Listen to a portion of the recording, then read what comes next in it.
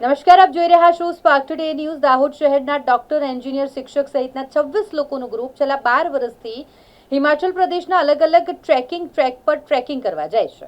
આ વર્ષે 26 સભ્યોનું ગ્રુપ હિમાચલ પ્રદેશના રૂપીન પાસ નામના ટ્રેક પર 15,800 ફૂટની ઊંચાઈ પર ટ્રેકિંગ કરવા ગયું. નદીઓ અને બરફની શિલાઓ વચ્ચે થઈને હિમાલયની ટોચ પર પહોંચ્યા. આ ગ્રુપના સભ્યોનું કહેવું છે કે ટ્રેકિંગ પર જઈ અમે કુદરતને નજીકથી નિહાળવાનો મોકો મળે છે. સાથે જ ટ્રેકિંગ પર જતા પહેલા 2 થી 3 મહિના પ્રેક્ટિસ કરીએ છીએ, જેથી અમારી ફિટનેસ પણ જળવાઈ રહે. કુલ 10 દિવસના સફરમાં 5 દિવસ ટ્રેકિંગ કરી ગ્રુપ પરત દાહોદ ફર્યું અને પોતાની ફિટનેસની સાથે પર્યાવરણ જાગૃતિ માટે ટ્રેકિંગમાં વધુને વધુ લોકો જોડાય તે માટે અપીલ પણ કરી છે. નમસ્કાર, હું નરેન્દ્ર ડાંગી દાહોદથી. અમારું ટ્રેકિંગ ગ્રુપ છે જે ઉત્તરાખંડ, હિમાચલ પ્રદેશમાં છેલ્લા 8 થી 10 વર્ષથી ટ્રેકિંગ કરે છે. અને અમારી જોડે અમારા કોચ પણ સંજુભાઈ, અમારા જે ટીમ લીડર છે એ પણ છે.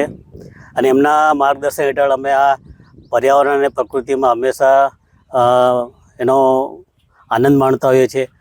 છેલ્લો સંદેશ એવો છે કે આપણે આ પ્રકૃતિ અને પર્યાવરણમાં શુદ્ધ ઓક્સિજન મળે, શુદ્ધ વાતાવરણમાં રહીએ અને એની જે શરીરને તંદુરસ્તી મળે છે અમને 3 થી 4 મહિના હંમેશા ફીલ થાય છે. તો દરેક મિત્રોને એક સંદેશ એવો છે કે દાહોદમાંથી ઘણા મિત્રો બીજા પણ જે નથી આવતા તે પણ જોડાય અને આ સંદેશ બધા માટે છે. જય હિન્દ, જય ભારત. મારું નામ સંજીવ વામણિયા છે. દાહોદમાંથી અમારું જે 25-26 જણનું એક ગ્રુપ છે જે દર વર્ષે હિમાલય ટ્રેકિંગમાં જાય છે. અને આ વખતે અમે લોકો 26 જણ રૂપીન પાસ જે હિમાચલમાં આવેલો એક ટ્રેક છે ત્યાં ગયા હતા. 10 દિવસનો ટોટલ જર્ની 10 દિવસની હતી. એમાં અમારે 5 દિવસનો ટ્રેક હતો. એમાં 5 દિવસમાં અમે એ ટ્રેક સફળતાપૂર્વક સર કરેલો છે. આખા ટ્રેકમાં વોટરફોલ હતું, ઉપર બરફ હતું અને બરફમાં રાત્રે અમે લોકો 1 વાગે સમિટ માટે નીકળ્યા હતા અને સવારે 7 વાગે અમે સમિટ કર્યું હતું. અને દાહોદમાંથી લગભગ આવા ટ્રેકિંગ કોઈ નથી કરતું. અમારું એક ગ્રુપ છે જે છેલ્લા 10 વર્ષથી આ રીતનું ટ્રેકિંગ કરે છે. અને પાછલા વર્ષોમાં અમે લોકો સાર પાસ છે, હિમાચલના બીજા ટ્રેક છે, ઉત્તરાખંડના ટ્રેક છે એ અમે સર કરેલા છે.